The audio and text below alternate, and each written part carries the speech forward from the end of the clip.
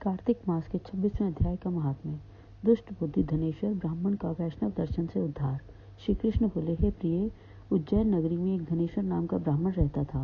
वह अपने कर्मों को नहीं करता था, बड़ा पापी और दुष्ट बुद्धि था।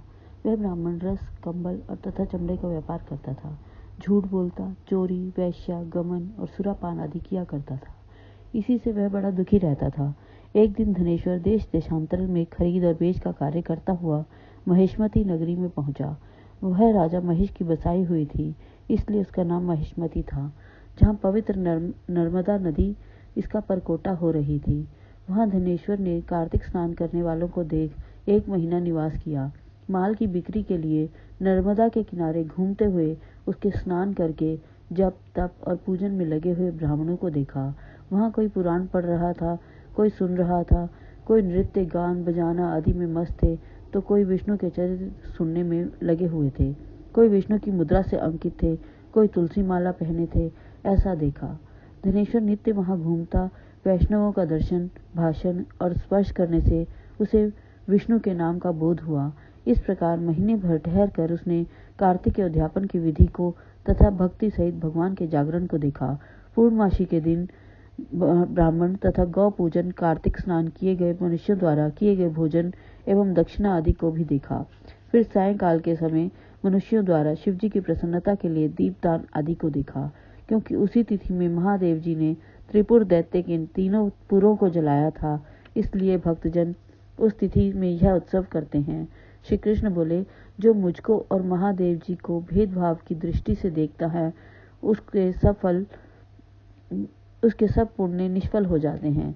इस प्रकार पूजन आदि को देखता हुआ धनेश्वर वहां घूमता रहा। तभी एक काले सर्प ने काट खाया और वह मूर्छित होकर गिर पड़ा। भक्तजन उसको गिरा हुआ देखकर उसके चारों ओर इकट्ठा हो गए और तुलसी मिला जल उसके मुख में डाला, तब वह मर गया। यम के दूत उसे मरे हुए को बांधकर कोड़ों से मारते हुए यमराज की संयमनीपुरी में ले गए। चित्रगुप्त उसके किए हुए सब कर्मों को देखकर बोले, हे यमराज, इसने अपने जीवन में कोई सुकृत नहीं किया है। इसके दुष्कर्म 1 वर्ष में भी नहीं कहे जा सकते। यह दुष्ट पाप मूर्ति है, इसलिए यह कल्प तक नरक में निवास करे। श्री कृष्ण बोले, हे सत्यभामे। तब यमराज काल और अग्नि के समान स्वरूप दिखाता हुआ अपने नौकरों से क्रोधित होकर बोला, हे प्रेत पतियों, इसको मुद्गरों से मारते हुए कुंभीपाक नरक में डाल दो। यह पाप स्वरूप है, इसका मुख भी नहीं देखना चाहिए। तब मुद्गरों की मार से उसका मस्तक फूट गया। ऐसे धनेश्वर को प्रेतपति ने गर्म तेल की औटने वाले, जिसमें चिड़चिड़ाहट का शब्द हो रहा था, ऐसे कुंभीपाक नरक में डाल दिया। उसके डालने से अग्नि शीतल हो गई, जैसे प्रहलाद को डालने से अग्नि शीतल हो गई थी। प्रेतपति ने विस्मय मुक्त होकर यह सब वृतांत यमराज से जाकर कहा। यमराज प्रेतपति की बात सुनकर विस्मय से उसको बुलाकर विचार करने लगे। तभी वहां नारद जी पधारे। यमराज ने उनका पूजन किया। उस धनेश्वर को देखकर हंसकर नारद जी बोले, हे अरुनंदन, यह नरक भोगने योग्य नहीं है, क्योंकि इसने अंतिम समय में नरकों को दूर करने वाला कर्म किया है। जो पुण्य करने वालों का दर्शन, स्पर्श तथा संभाषण सुनता है, वह पुण्य के 6ठे अंश को पाता है। इस धनेश्वर ने अनगिनती कार्तिक व्रतियों के दर्शन और संसर्ग किया है, इससे इसमें पुण्य का 6ठा अंश है।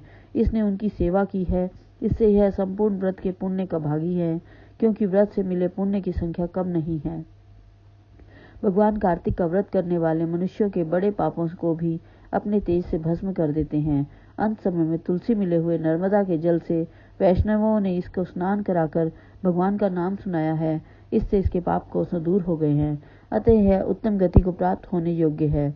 वैष्णवों की इस पर कृपा है, इसलिए नरक में ना गिरा जाए। जैसे गीले और सूखे पापों से नरक मिलता है, वैसे ही अच्छे कर्मों से स्वर्ग भी मिलता है। इससे इस धनेश्वर को यक्ष योनि देकर इसके पाप भोगों को दिखाने वाले सब नरकों को दिखा दो। श्री कृष्ण बोले, यह देखकर नारद जी चले गए। उसके पुण्य मालूम होने पर यमराज ने दूतों से धनेश्वर को सब नरक दिखाने के लिए कहा।